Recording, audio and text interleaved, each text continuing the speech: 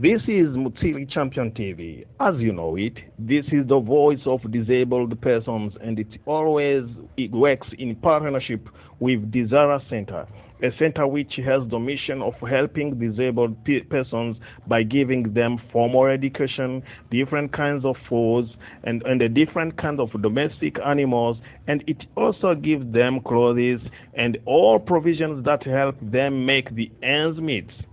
As you see it, today we've visited that center. They are providing different kind of clothes to disabled children and their parents. This activity is one of the objectives of DISARA Center of helping such persons. So today is a special day because these poor and disabled people are getting special gifts from Australia. Australia, a group of people living there in Australia decided to put together their means and send them to poor people and disabled persons here in Burundi. So, as you see it, DISARA Center is then distributing these gifts to the poor and the disabled persons.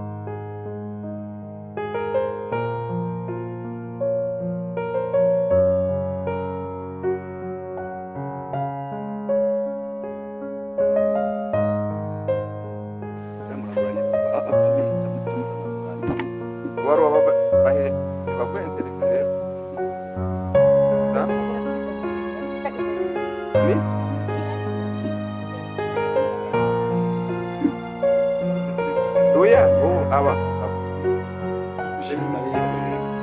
batogwa mushinga ntahe aserukira DISARA